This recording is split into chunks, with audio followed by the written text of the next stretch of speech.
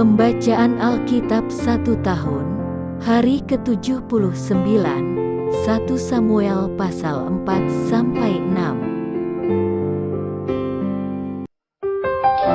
1 Samuel pasal 4 ayat 1a. Dan perkataan Samuel sampai ke seluruh Israel.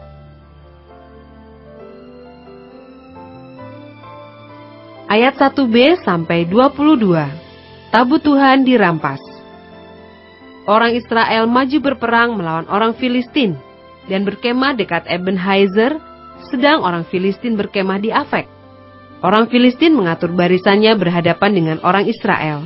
Ketika pertempuran menghebat, terpukullah kalah orang Israel oleh orang Filistin yang menewaskan kira-kira 4.000 orang di medan pertempuran itu. Ketika tentara itu kembali ke perkemahan, berkatalah para tua-tua Israel, "Mengapa Tuhan membuat kita terpukul kalah oleh orang Filistin pada hari ini? Marilah kita mengambil dari Silo tabut perjanjian Tuhan, supaya ia datang ke tengah-tengah kita dan melepaskan kita dari tangan musuh kita." Kemudian bangsa itu menyuruh orang ke Silo. Lalu mereka mengangkat dari sana tabut perjanjian Tuhan semesta alam, yang bersemayam di atas para kerub. Kedua anak Eli, Hofni dan Pinehas, ada di sana dekat tabut perjanjian Allah itu. Segera sesudah tabut perjanjian Tuhan sampai ke perkemahan, bersoraklah seluruh orang Israel dengan nyaring, sehingga bumi bergetar. Dan orang Filistin yang mendengar bunyi sorak itu berkata, "Apakah bunyi sorak yang nyaring di perkemahan orang Ibrani itu?" Ketika diketahui mereka bahwa tabut Tuhan telah sampai ke perkemahan itu, ketakutanlah orang Filistin, sebab kata mereka, Allah mereka telah datang ke perkemahan itu. Dan mereka berkata, "Celakalah kita, sebab seperti itu belum pernah terjadi dahulu. Celakalah kita. Siapakah yang menolong kita dari tangan Allah yang maha dahsyat ini? Inilah juga Allah yang telah menghajar orang Mesir dengan berbagai-bagai tulah di padang gurun. Kuatkanlah hatimu, dan berlakulah seperti laki-laki, hai orang Filistin, supaya kamu jangan menjadi budak orang Ibrani itu, seperti mereka dahulu menjadi budakmu. Berlakulah seperti laki-laki dan berperanglah." Lalu berperanglah orang Filistin, sehingga orang Israel terpukul kalah. Mereka melarikan diri masing-masing ke kemahnya. Amatlah besar kekalahan itu.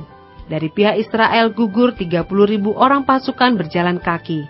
Lagi pula, tabut Allah dirampas, dan kedua anak Eli, Hofni dan Pinehas tewas. Seorang dari suku Benyamin lari dari barisan pertempuran, dan pada hari itu juga ia sampai ke Silo dengan pakaian terkoyak-koyak dan dengan tanah di kepalanya. Ketika ia sampai, Eli sedang duduk di kursi di tepi jalan menunggu-nunggu, sebab hatinya berdebar-debar karena tabut Allah itu. Ketika orang itu masuk ke kota dan menceritakan kabar itu, berteriaklah seluruh kota itu. Ketika Eli mendengar bunyi teriakan itu, bertanyalah ia, "Keributan apakah itu?" Lalu bersegeralah orang itu mendapatkan Eli dan memberitahukannya kepadanya. Eli sudah 98 tahun umurnya, dan matanya sudah bular, sehingga ia tidak dapat melihat lagi. Kata orang itu kepada Eli, "Aku datang dari medan pertempuran. Baru hari ini aku melarikan diri dari medan pertempuran." Kata Eli, "Bagaimana keadaannya anakku?" Jawab pembawa kabar itu, "Orang Israel melarikan diri dari hadapan orang Filistin. Kekalahan yang besar telah diderita oleh rakyat. Lagi pula kedua anakmu, Hofni dan Pinehas telah tewas, dan tabut Allah sudah dirampas."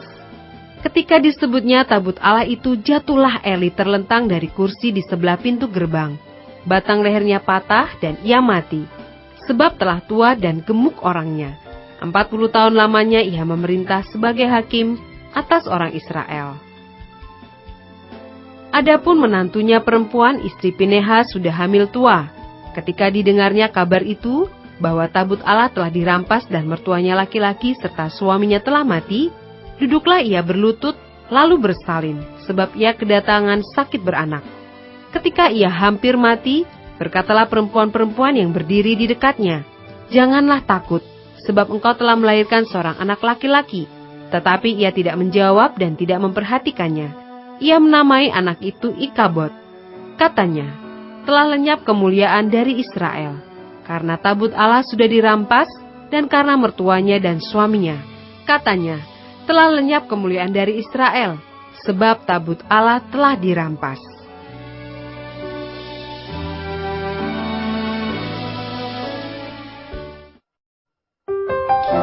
Satu Samuel pasal 5 ayat 1-12. Tabut Tuhan di tanah orang Filistin.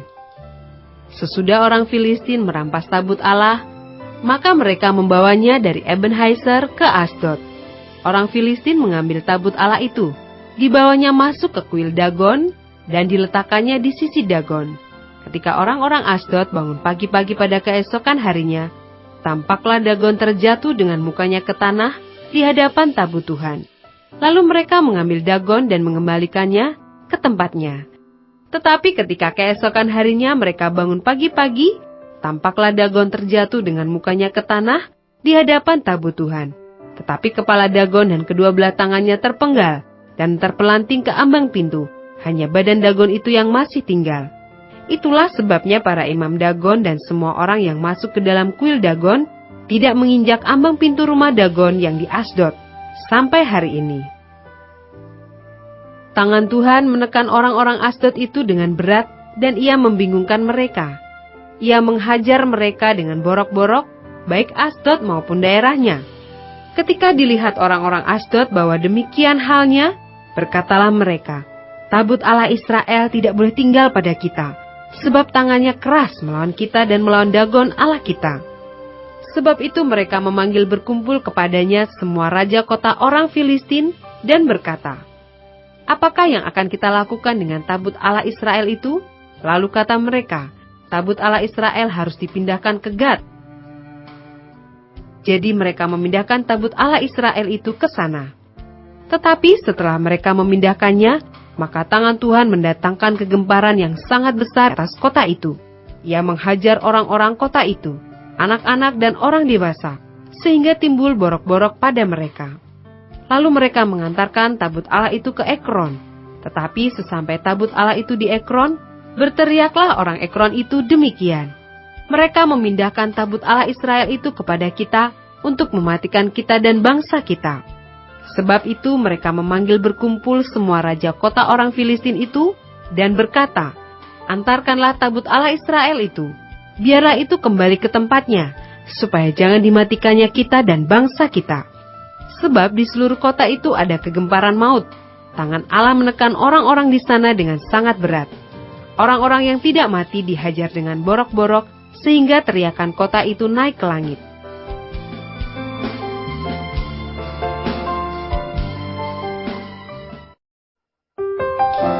Satu Samuel pasal 6 ayat 1-21.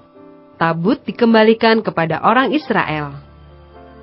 Setelah 7 bulan lamanya tabut Tuhan itu ada di daerah orang Filistin, maka orang Filistin itu memanggil para imam dan para petenung, lalu berkata kepada mereka, apakah yang harus kami lakukan dengan tabut Tuhan itu? Beritahukanlah kepada kami, bagaimana kami harus mengantarkannya kembali ke tempatnya. Lalu kata mereka, apabila kamu mengantarkan tabut Allah Israel itu, maka janganlah kamu menghantarkannya dengan tangan hampa, melainkan haruslah kamu membayar tebusan salah kepadanya.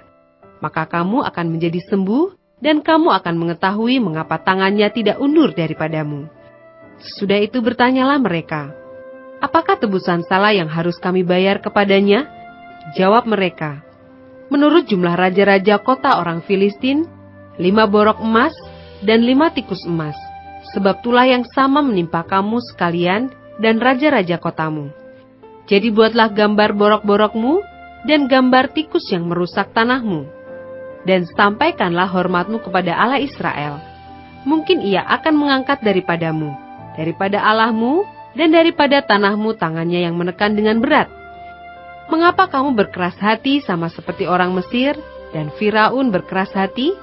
Bukankah mereka membiarkan bangsa itu pergi ketika ia mempermain-mainkan mereka? Oleh sebab itu ambillah, dan siapkanlah sebuah kereta baru dengan 2 ekor lembu yang menyusui, yang belum pernah kenakuk. Pasanglah kedua lembu itu pada kereta, tetapi bawalah anak-anaknya kembali ke rumah, supaya jangan mengikutinya lagi.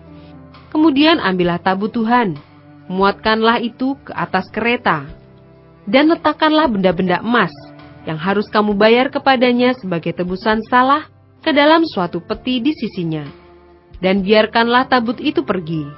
Perhatikanlah, apabila tabut itu mengambil jalan ke daerahnya, ke Bet-Semes, maka dialah itu yang telah mendatangkan malapetaka yang hebat ini kepada kita. Dan jika tidak, maka kita mengetahui bahwa bukanlah tangannya yang telah menimpa kita. Kebetulan saja hal itu terjadi kepada kita. Demikianlah diperbuat orang-orang itu. Mereka mengambil 2 ekor lembu yang menyusui, dipasangnya pada kereta, tetapi anak-anaknya ditahan di rumah. Mereka meletakkan tabut Tuhan ke atas kereta, juga peti berisi tikus-tikus emas dan gambar benjol-benjol mereka. Lembu-lembu itu langsung mengikuti jalan yang ke Bet-Semes, melalui satu jalan raya, sambil menguak dengan tidak menyimpang ke kanan atau ke kiri. Sedang raja-raja kota orang Filistin itu berjalan di belakangnya sampai ke daerah Bet-Semes. Orang-orang Bet-Semes sedang menuai gandum di lembah. Ketika mereka mengangkat muka, maka tampaklah kepada mereka tabut itu. Lalu bersukacitalah mereka melihatnya. Kereta itu sampai ke ladang Yosua orang Bet-Semes itu, dan berhenti di sana. Di sana ada batu besar. Mereka membelah kayu kereta itu, dan mereka mempersembahkan lembu-lembu sebagai korban bakaran kepada Tuhan. Orang-orang suku Lewi menurunkan tabut Tuhan dengan peti yang ada di sebelahnya, yang di dalamnya ada benda-benda emas itu, lalu menaruhnya di atas batu besar itu. Dan pada hari itu orang-orang Bet-Semes mempersembahkan korban bakaran dan korban sembelihan kepada Tuhan. Ketika kelima raja kota orang Filistin melihat hal itu, pulanglah mereka ke Ekron pada hari itu juga. Inilah benjol-benjol emas yang dibayar orang Filistin kepada Tuhan sebagai tebusan salah.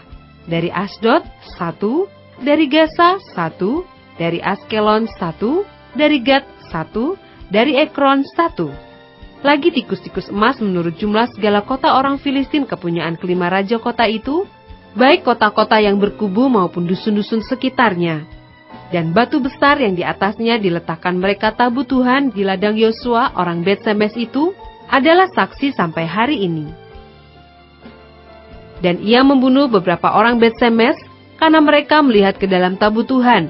Ia membunuh 70 orang dari rakyat itu.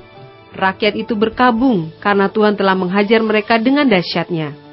Dan orang-orang Bet-Semes berkata, "Siapakah yang tahan berdiri di hadapan Tuhan Allah yang kudus ini?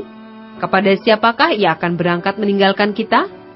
Lalu mereka mengirim utusan kepada penduduk Kiryat Yarim dengan pesan, "Orang Filistin telah mengembalikan tabut Tuhan. Datanglah dan angkutlah itu kepadamu."